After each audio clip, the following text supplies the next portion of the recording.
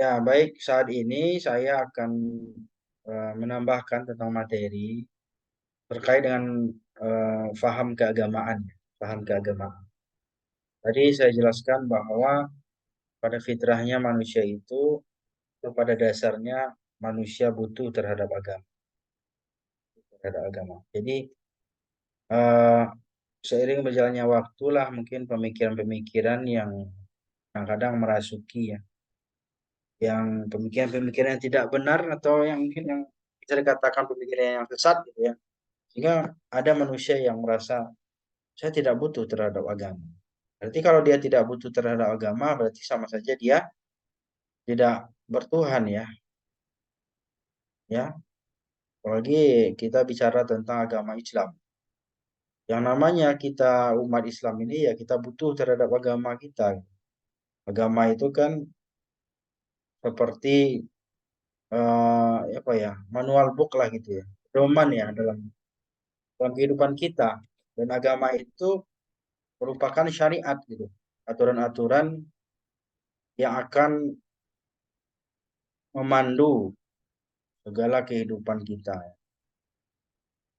mengatur segala kehidupan kita. Maka sangat disayangkan kalau ada manusia yang merasa tidak butuh terhadap agama. Ya. Nah, sekarang akan saya sampaikan sebagai tambahan ya dari materi yang sudah dipresentasikan dari kelompok satu ya. Materinya ini adalah berkaitan dengan faham agama dalam Muhammadiyah. Ya, nah ini udah kelihatan ya faham agama dalam Muhammadiyah.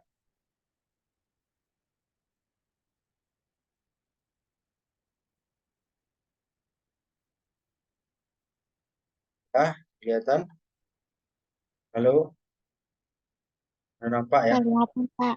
Kelihatan, Pak. Kelihatan Paham Pak. agama Iya dalam Pak, kelihatan Muhammadiyah. jelas. Bagaimana pandangan Muhammadiyah terhadap agama gitu ya? Jadi kita bicara agama aja tuh. Seharusnya kalau kita bicara agama berarti kan sebenarnya secara otomatis juga bicara manusia. Kenapa? Karena pada dasarnya agama ini kan untuk manusia kan gitu ya. Untuk manusia, kan untuk tumbuh-tumbuhan apalagi hewan. Saya rasa itu mereka tidak butuh agama. Makanya hanya non manusia sajalah yang tidak butuh pada agama. Atau bisa dikatakan hanya makhluk selain manusia sajalah ya bisa dikatakan yang tidak butuh terhadap agama. Selain itu butuh semua. Maka orang-orang yang mereka itu meyakini Allah gitu ya sebagai Tuhan, jadi secara otomatis mereka itu kan sudah beragama. Atau mungkin karena memang di Indonesia itu banyak agama, ada Kristen, Katolik, Hindu, Buddha dan semacamnya. Nah, mereka juga kan memiliki Tuhan ya, memiliki sebuah keyakinan eh, pada Tuhan. Nah, berarti kan secara otomatis semua agama itu ya bisa dikatakan mereka meyakini Tuhan. Tapi lagi-lagi saya tidak mengatakan bahwa semua agama itu sama ya, karena bagi saya atau bagi kita sebagai Muslim, agama itu ya Islam ya yang kita yakini. Kebenaran dan di sisi Allah adalah agama Islam. Inna dina indallahi Islam. Sesungguhnya agama yang di sisi Allah itu adalah Islam. Maka agama Islam ini adalah agama yang diperuntukkan bagi kita ya umat Islam. Dan ternyata kalau kita lihat bukan hanya sekedar untuk umat Islam saja, bahkan agama Islam ini diturunkan untuk manusia gitu ya, manusia. Jadi pada dasarnya manusia itu seluruhnya ya diharapkan kita itu meyakini Islam sebagai agama dan Allah sebagai Tuhan. Kita itu menjadi satu, ya, jadi satu. Cuman karena adanya pemahaman-pemahaman keagamaan gitu ya, yang berbagai macam sumber dan referensi ya yang kita lihat saat ini menjadi eh, pengaruh juga bagi sebagian manusia gitu, sehingga dengan pengaruh itu mereka memilih agama di luar Islam. Ada juga yang memang sudah dari sononya mereka itu ya agamanya sudah tidak Islam gitu ya.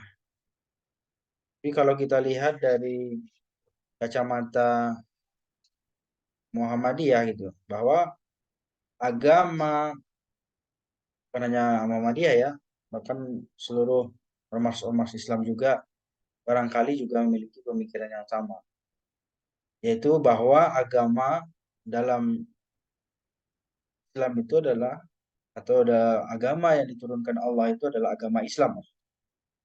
Al-yauma akmaltu lakum dinakum wa atmamtu alaikum wa raditu lakum Islam. Allah itu ridho dengan agama Islam sebagai agama nomor satu umat, sebagai agama yang diturunkan oleh Allah kepada Nabi Muhammad dan nabi-nabi sebelumnya. Nah, pada dasarnya seluruh para nabi dan rasul itu mereka keyakinannya adalah ya persis seperti keyakinan yang ada di dalam ajaran Islam. Bahkan ya bisa dikatakan mereka beragama Islam semua ya. Nah, itu kalau kita lihat dari sejarah, dari Nabi Adam sampai keturunannya, sampai selanjutnya itu dari periode-periode kenabian semuanya mereka ajarnya itu adalah ajaran tauhid ya, ajaran tentang Islam. Bagaimana mereka itu meyakini Allah sebagai Tuhan. Cuma nabinya yang beda-beda. Nah, kita lihat teman-teman, pengertian agama menurut Muhammadiyah adalah gerakan Islam, dakwah amar ma'ruf nahi mungkar dan tajdid bersumber pada Al-Quran dan As-Sunnah. Ya, ini maksudnya eh, arti Muhammadiyah ya. Ini maksud kita berbicara tentang pengertian agama, tapi maksudnya kita definisikan dulu. Ya, apa itu Muhammadiyah? Ini Muhammadiyah nih. Belum kita masuk ke dalam pengertian secara khususnya ya tentang agama, kita lihat dulu bahwa Muhammadiyah ini gerakan Islam. Ya, dan tentunya Muhammadiyah berasaskan Islam. Muhammadiyah berasaskan Islam. Kalau kita lihat dari definisi agama itu, setelah kita tahu bahwa Muhammadiyah sebagai gerakan Islam, dakwah amar ma'ruf nahi mungkar, maka perlu memahami agama dapat didekati dari dua dimensi, dimensi subjektif dan dimensi objektif. Nah, dari dimensi subjektif agama dapat didefinisikan. Nah, ini baru nih masuk nih ke pengertian agama. Pengalaman imani yang termanifestasi dalam wujud amal saleh dalam suatu koridor normatif tertentu. Jadi pengalaman imani, sebuah rasa keimanan yang dialami ya atas diri manusia itu dan terwujud dalam sebuah perbuatan. Jadi bisa dikatakan ya agama itu ya keyakinan, gitu. Keyakinan atau keimanan gitu ya, yang berwujud kepada amal saleh ya tentunya dalam suatu koridor gitu. Syariat, koridornya adalah syariat, syariat yang memberikan aturan-aturan gitu yang akan mengarahkan manusia untuk melakukan amal saleh itu. Nah, unsur agama sebagai suatu pengalaman ya, substansi kesadaran terhadap kehadiran ilahi. Nah, ini yang penting tadi, yang memiliki agama berarti mereka memiliki rasa ya, rasa bahwa adanya Tuhan gitu, adanya ilahi, adanya Rob, yang dengan kesadaran itulah berarti kita merasakan bahwa kita ini sebagai manusia tuh terhadap agama ya. Dua manifestasi amal soleh yang oleh beberapa ahli dikategorikan menjadi tiga. Amal soleh itu ada bentuknya pikiran, perilaku, individual dan perilaku kolektif berjamaah ya. Bentuk kaedah dan norma. Yang tiga adalah bentuk kaedah dan norma. Pengertian agama dalam dimensi objektif. Nah, ini dalam pengertian ya. Bisa dilihat dalam buku HPT Himpunan Putusan Tarjih. Didefinisikan ad-din agama wa ma syara'ahallah ma syara'ahullahu ala lisani anbiya'ihi minal awamiri wan nawahi wal irsyadati li salihil ibad dunyahum wa ukhrahum. Agama adalah apa yang disyariatkan Allah dengan perantaran nabi-nabi berupa perintah-perintah dan larangan-larangan, petunjuk untuk kebaikan manusia di dunia dan akhirat. Dari sini kan kelihatan ya bahwa kita ini manusia butuh terhadap agama. Karena agama itu merupakan eh, peraturan-peraturan yang diturunkan Allah melalui nabi-nabinya dan rasul-rasulnya. Ya, ada di sifatnya itu peraturan yang bersifat perintah-perintah dan juga ada yang bersifat larangan. Ini menjadi penting nih, ya. Perintah-perintah dan larangan-larangan. Kita harus paham betul ya bagaimana posisi agama ini di dalam kehidupan manusia. Ya, posisi agama dalam kehidupan. Karena di akhir zaman banyak manusia-manusia yang mereka itu tidak peduli terhadap agama gitu ya. Mereka itu sangat-sangat mengabaikan agama. Bahkan banyak orang yang merasa bahwa hidupnya bisa bahagia tanpa agama. Ini adalah sebuah pandangan atau pendapat yang salah, yang keliru. Karena kalau manusia tanpa agama berarti tidak akan tahu gitu ya, mana yang dilarang, mana yang yang diperintahkan. Dan tentunya manusia itu ya tanpa agama menurut saya itu tidak akan bisa mendapatkan petunjuk dalam kebaikan dunia dan akhirat. Meskipun mungkin ada sebagian orang, saya itu kan aliran kepercayaan saya kan tentang baik dan buruk aja. Menurut hati dan perasaan saya. Kan nggak bisa begitu. Kita manusia ini kan makhluk. Ya butuh yang namanya kepada Khalik. Maka melalui agamalah kita bisa menjalankan kehidupan ini sehingga kita betul-betul bisa menjadi makhluk yang sempurna. Maka manusia itu ya sempurnanya karena agama. Sama seperti halnya butuhnya seseorang itu terhadap pasangan gitu. Ya, ada orang yang mungkin berkomitmen bahwa saya tidak akan menikah, saya tidak akan bersuami, saya tidak akan beristri. Nah, ini salah kan?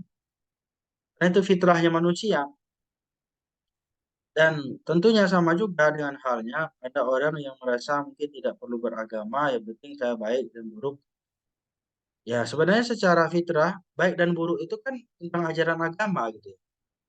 Ketika dia tidak eh, beragama atau tidak berkeyakinan kepada sebuah agama, ketika itu secara otomatis ya kalau dia berkata bahwa saya percaya pada baik dan buruk saja tentang salah hati, perasaan individual dan lain sebagainya itu sebenarnya kan ajaran agama itu, ya kan?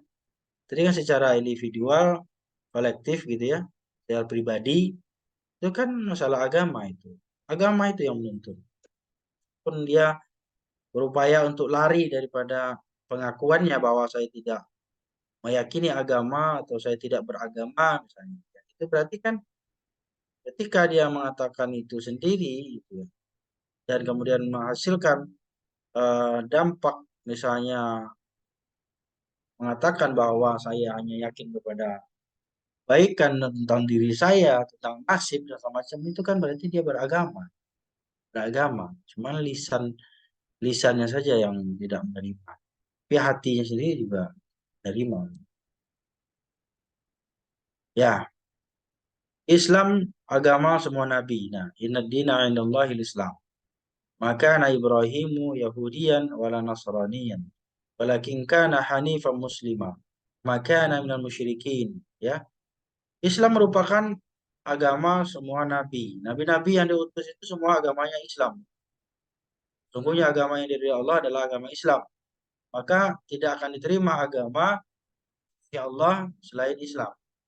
Makanya orang-orang yang beragama di luar Islam, ini menurut pemahaman Islam ya teman-teman ya. Mohon maaf kalau ada yang tidak Islam misalnya. Bahwa di dalam ajaran Islam, agama itu hanya Islam. Agama yang diridhai Allah hanya Islam. Sebenarnya juga orang yang di luar Islam ngapain marah juga kan Tuhan kita Allah. Al-Quran Al-Quran adalah pedoman kita. Kalau kita meyakini Al-Quran sebagai pedoman, kemudian orang non-Islam dia marah, ya nggak masalah, nggak percaya. Kenapa? Karena kitabnya beda gitu loh. Kenapa harus marah dan kenapa tersinggung juga sebenarnya gitu. Karena kita berbicara tentang Al-Quran. Sama halnya dengan teman-teman yang non-Islam, dia bicara tentang Injil. Kita nggak percaya. Apakah kita tersinggung dengan isinya atau pengajiannya atau penjelasannya? Tidak. Ya lakum dinukum waliyadin. Jelas itu ayatnya. Bahwa di dalam Islam itu sudah jelas pakemnya. Walakum dinukum waliyadin. Bagimu agamamu, bagiku. Jadi kita tidak perlu saling usik. Apalagi kita nggak paham tentang agama orang lain. Nggak paham tentang agama, keyakinan orang lain. Tidak perlu kita apa namanya, mengacak-acak.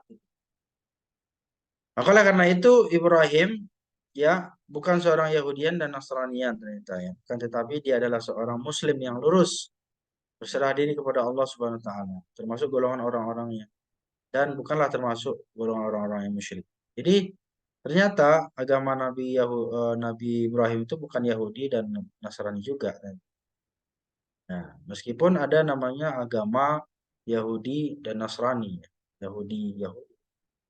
Sekarang kita tahu ya bahwa Yahudi sendiri ternyata ada macam-macamnya ya.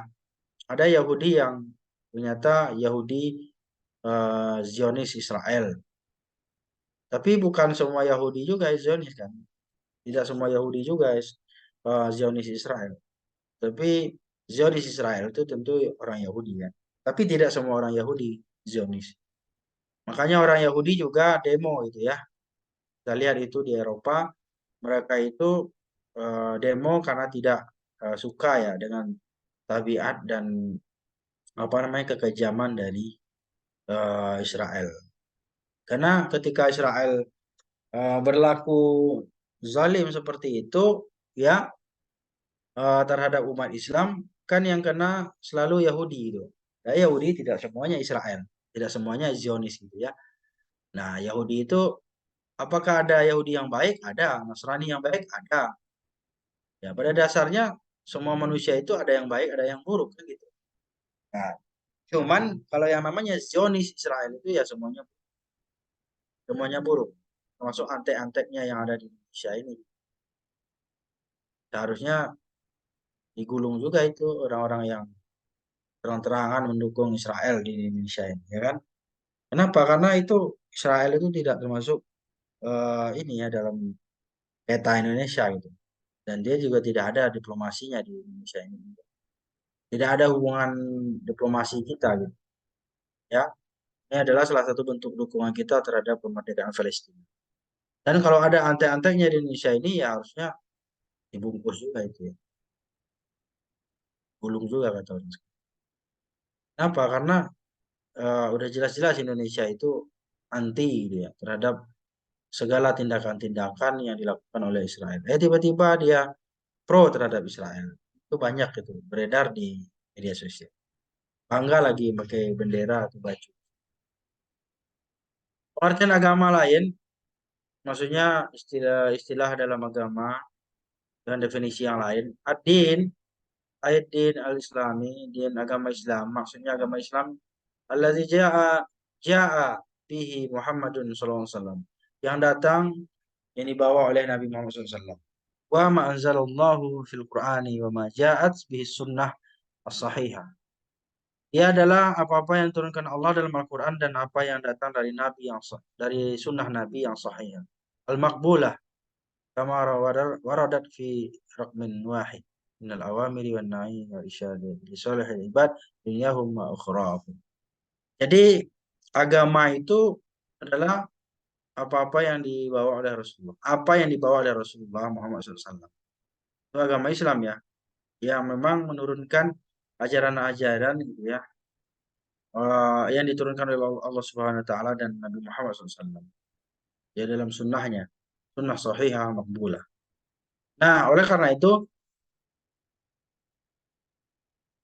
sudah jelas ya bagi kita bahwa agama itu merupakan aturan-aturan yang telah diturunkan oleh Allah dan Rasulnya, diajarkan melalui Rasulnya sampai ke hadapan kita. Ya, dalam PHI dinyatakan bahwa agama Islam difahami sebagai agama menyerahkan diri kepada Allah, agama semua nabi, agama sesuai fitrah, agama rahmat, agama petunjuk, ajaran bersifat ya. Ajaran agama itu ada akidah, ada amaliyah. Akidah itu bersifat keyakinan ya, kepercayaan kepada Allah SWT. Amaliyah itu ya amal-amalan kita dalam kehidupan seperti akhlak, ibadah, dan muamalah. Itu masuk ke cakupan amaliyah. Nah, sumber nih. Ya, sumber itu adalah tentunya Muhammadiyah ya. Dari AD Anggaran Dasar Muhammadiyah, Putusan Tarjih Muhammadiyah, dan tentunya bersumber pada Al-Quran dan Sunnah Rasul. Pemahaman, apa yang dikatakan pemahaman? Ya, pemahaman itu ada melalui tarjih ya, ketarjihan juga. Ya, kegiatan intelektual untuk memahami agama untuk merespon berbagai problem sosial dari sudut pandang agamis. Ya, ada lagi wawasan semangat, ada tajdid, toleran, terbuka, ya, dan tidak berafiliasi atau tidak fanatik terhadap suatu mazhab. Ada tarjih dan tajdid. Tajdid itu ya ada tajdid bidang akidah, ibadah, ya, yang bermakna pemurnian, mengembalikan kepada ajaran yang dibawa oleh Rasulullah SAW. Ada juga tajdid di bidang muamalah duniawiyah, berarti dinamis gitu ya, kehidupan masyarakat kreatif sesuai dengan tuntunan zaman. Sumbernya kepada Al-Quran dan Sunnah. Semuanya teman-teman ya ini bersumber kepada Al-Quran dan Sunnah yang memang menjadikan landasan di dalam gerakan kita dalam bermuhammad. Itu saja mungkin barangkali teman-teman ya. Nah, terutama ini lanjutan dari faham agama ya. Apa hubungan agama dan manusia. Karena sangat disayangkan kalau ada umat Islam tidak percaya terhadap agamanya sendiri. Sangat diprihatin kita ya. Atau ada orang yang tidak percaya kepada uh, agama apapun alias ateis. Ini sangat bertentangan dengan fitrah manusia. Baik, itu saja barangkali untuk diskusi kita. Monggo kalau misalnya masih ada yang bertanya kepada saya, ya, saya akan respon. Insya Allah, semua yang bertanya akan saya berikan poin atau penilaian. Saja dari saya, terima kasih.